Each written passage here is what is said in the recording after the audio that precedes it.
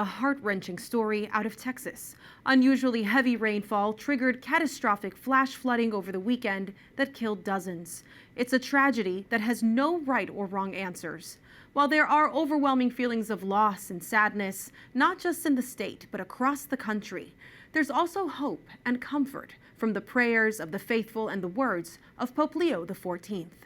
I would like to express sincere condolences to all the families who have lost loved ones, in particular their daughters who were at summer camp in the disaster caused by the flooding of the Guadalupe River in Texas in the United States.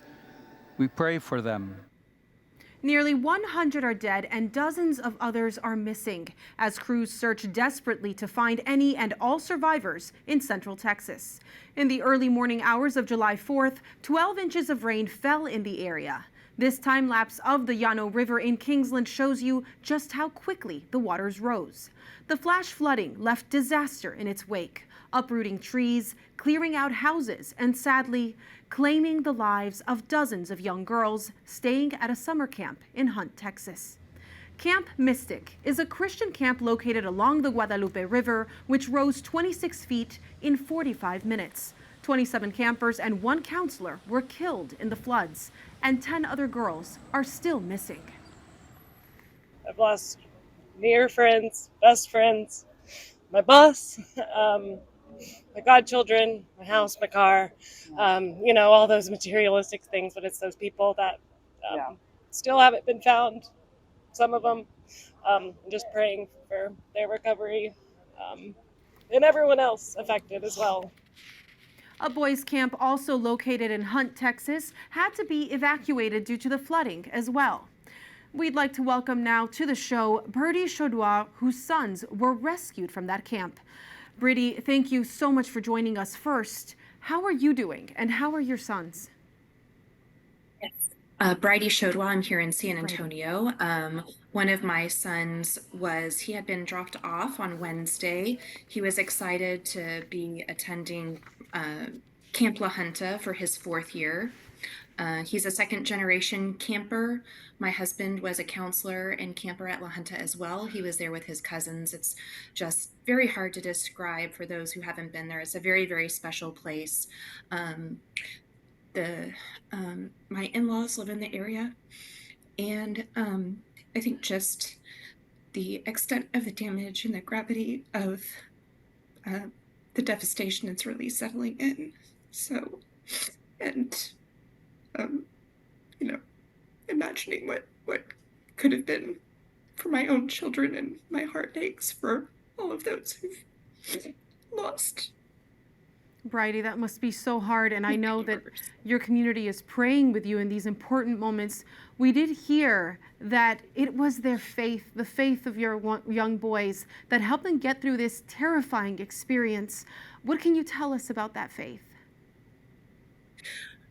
I can only speak for my 12-year-old son. He has a very strong faith.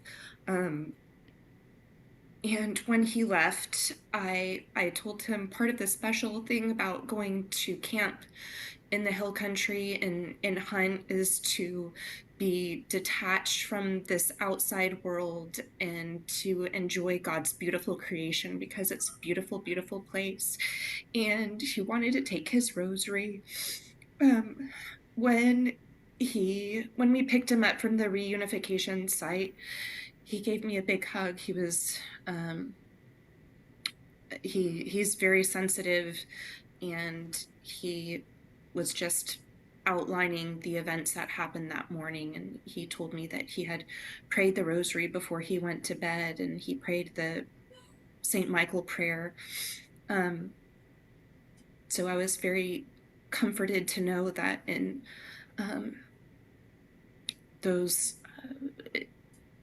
in the middle of that he could rely on his faith. It's certain Our Lady of Guadalupe and St. Michael were certainly looking after him and his brother. Now, you were supposed to send your daughter to Camp Mystic, but you didn't. Yeah. What happened there?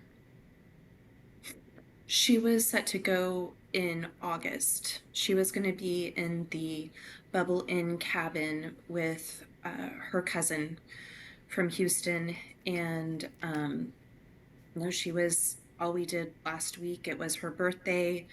She's been just over the moon excited about going. We painted her name on her trunk. She wanted to put stickers on her trunk. For her birthday, we told her we would get clothes for camp. You choose your Indian, they have tribes, so whether you're a Kiowa or a Tonk, as a first-time camper, she would take both colors so she would know her tribe when she would draw when she was there. So she was not going to go until the third term. And that saved your life. Well, we're praying for you, and we're praying that your community comes around you to help you in these moments. And we're grateful that your sons are well. Thank you so much.